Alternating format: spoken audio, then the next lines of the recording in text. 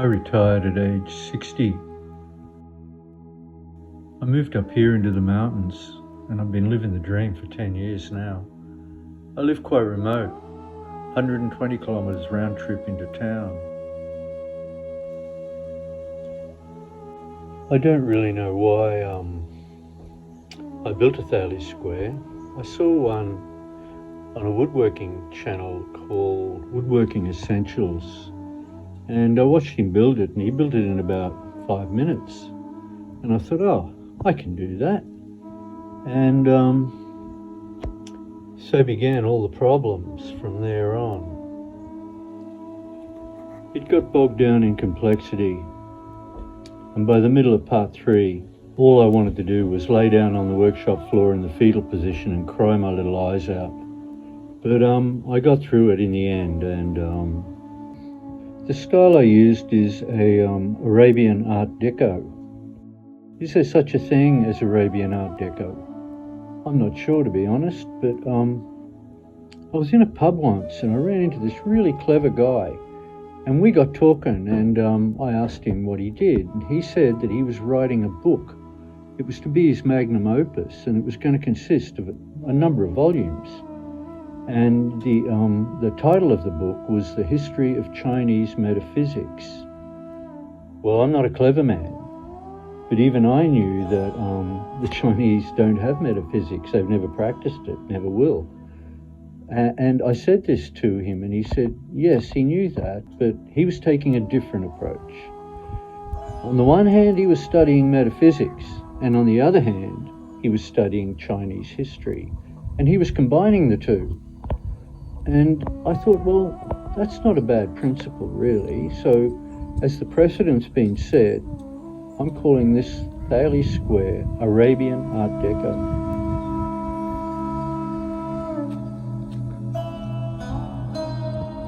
Pepe, what are you doing? What are you doing, Pep? What are you doing? Pepe, come with me. We're going to the workshop. Come on.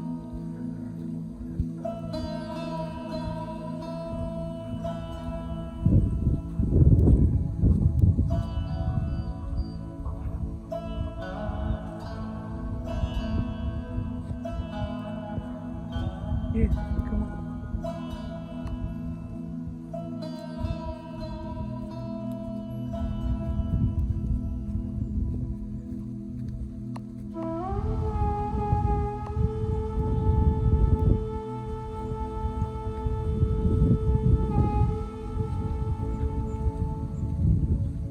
And here's my workshop.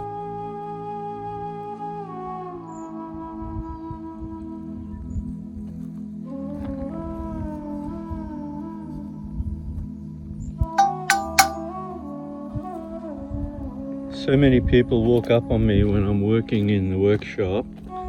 Because I live so remote here, you're not expecting company all the time, you know, and somebody will walk into the workshop, they scare the shit out of me. So I've got that little bell there to make them pause and ring that. That's the order. This is the workshop. It's just a container.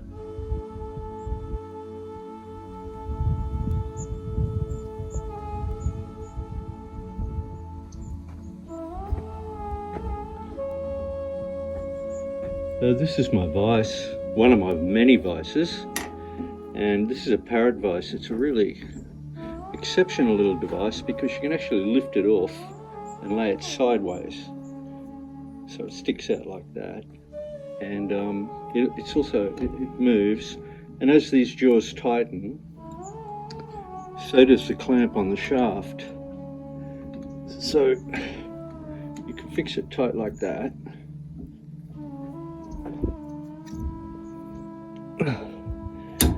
And by adjusting the little camber nut there, now it won't turn.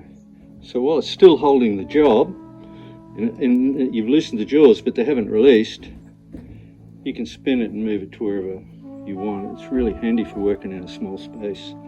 It's held on to the bench, not by these bolts. These bolts are actually attached to this armature plate. And these are electromagnets, 500 kilogram release force. Well, when I say 500 kilogram, provided that surface is dead clean, which it's not, and provided one of these armature plates is also clean and it's perfectly aligned. So they're used in as big door locks, and they have quite a bit of electronics in here that send signals back to the operating system, whether they're ajar or whether they're locked, whether they've been forced, whether they've met properly. All these signals come back. They have a little series of LEDs there, and this is the part that plays up.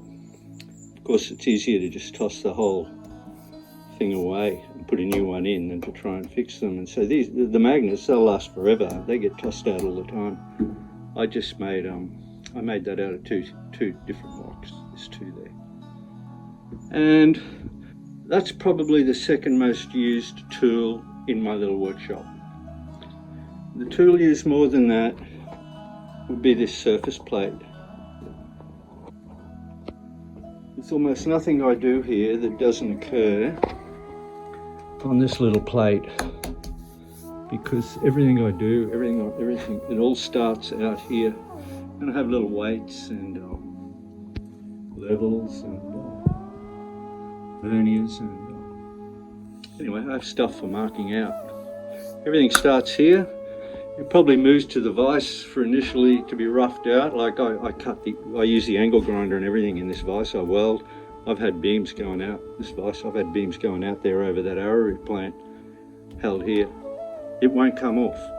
In fact, I broke the first one, and that's the second one. The next tool I use the most is the mill. I don't know the size of this little mill, but it's it punches well above its weight, and it's what would it be? It'd be 10 years old now. And I stripped the gearbox in it once. It has nylon gears, and I thought, shit, that's the death of that. Anyway, I rang Hare and Forbes where I bought this, and the new gear set only cost me like $40, and they posted it out the next day. The problem then was, how do you access it? And there was no way. I took this entire cap off and exposed the motor, but this block here is a single casting. From there, that whole rectangular piece is a single casting. And the only way into it, well, I had to get on YouTube to find out how. This is a 90-degree mill. In other words, I could swivel that head. Well, I don't know if I can swivel it 90 degrees, but I can swivel it that way, and I can swivel it that way. And what you had to do was swivel it sideways. Then at the back of this, behind the mast, the big steel mast, when it came out sideways, there was a little plate on the back. You undid that plate, and you had to get like little long-nosed pliers, slide the shafts out and put the new gears on. Anyway, it didn't take long, and it went quite quick once I'd seen how to do it on YouTube. And since then, I've been much more careful with it. I'm always in low gear when I've got a bit that big in. The only reason it's in high gear at the moment and that bit's in is because I was cutting wood. All these bits I'm using, 1 mil up, to make this a Thales square, they're all steel bits. They're not wood routers. They're meant to cut steel, but, well, anyway, they seem to cut wood just as well. So that's the mill. As I said, that little thing, it punches way above its weight, and I've had big drills in that, up to 1 inch. You've just got to go slow and steady. Oh, this is another surface plate.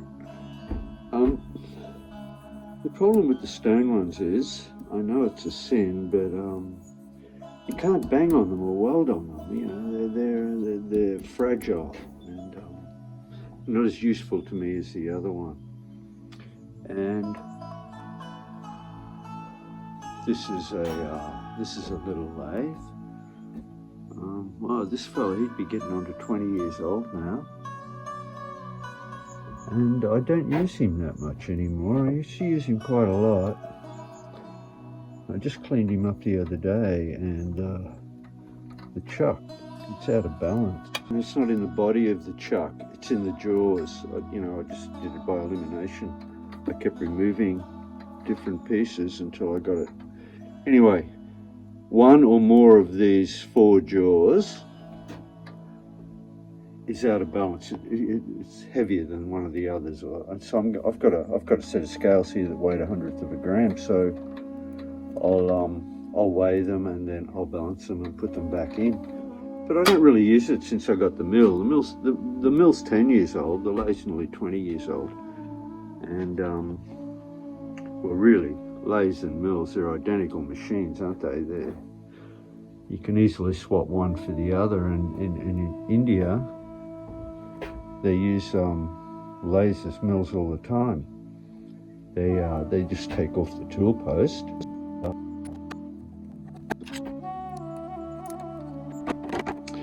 And what they do here now, so you've got this becomes your mill head, and this becomes your y-axis, and this becomes your x-axis, and they put a strong back on here.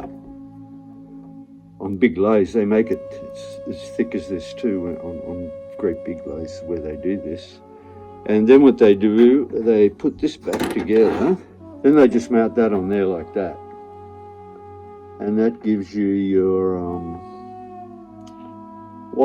x-axis, y-axis. Anyway, it gives you the 3 axes the same as your mill. And this is how they're used. And the only difference is with the mill, you stand in front of it.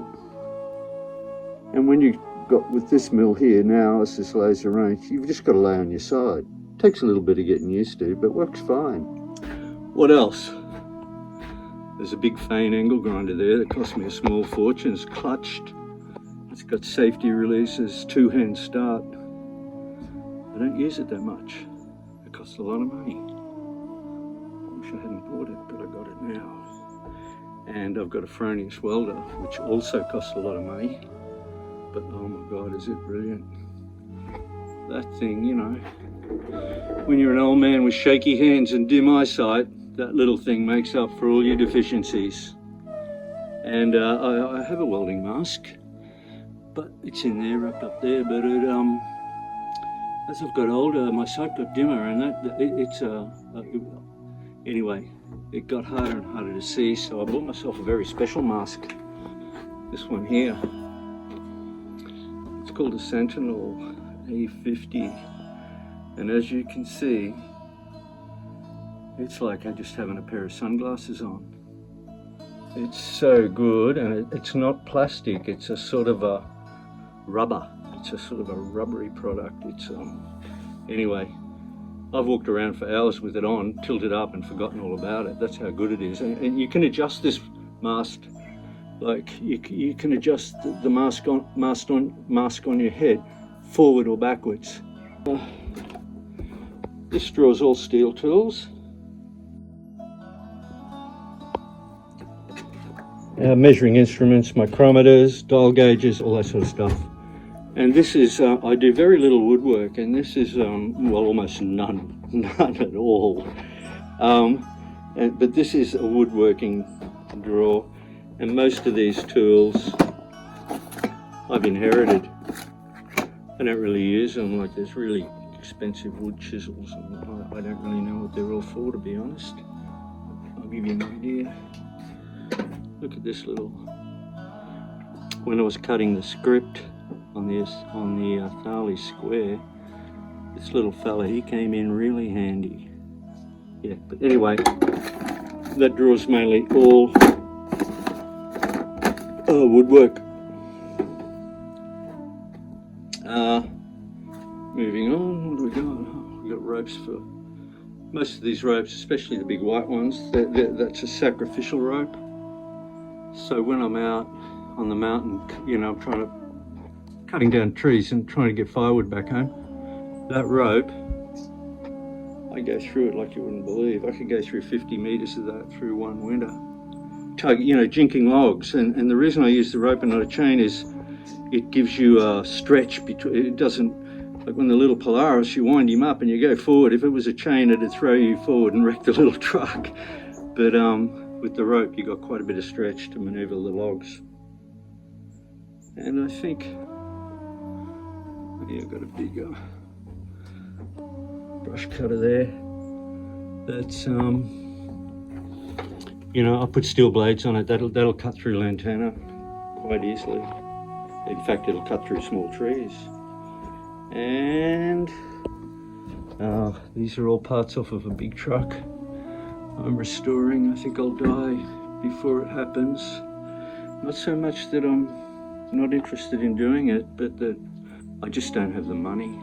And restoring a truck, it takes money. That's my chainsaw. That's that thing. It runs all winter. When I bought it, it was a computerized model. You know, they were bringing them out, and I've never had to touch it. You pull it, you give it a bit of a kick over a few times, and you really give it a serious pull, and it's away. The only thing it doesn't like is starting when it's hot. So if you're cutting away in the bush, and you put it down and turn it off, it doesn't want to start after that, which is usually pretty good for me because I don't really want to start after that. So we both cool down until he starts again. There you go, that's my workshop. I sit in here and have a coffee every morning and blow a joint. I feed the birds. There's usually a couple of million of them just there, of 10 or 12 varieties, quail up to parrots. And I view the world. That's my view from where I sit.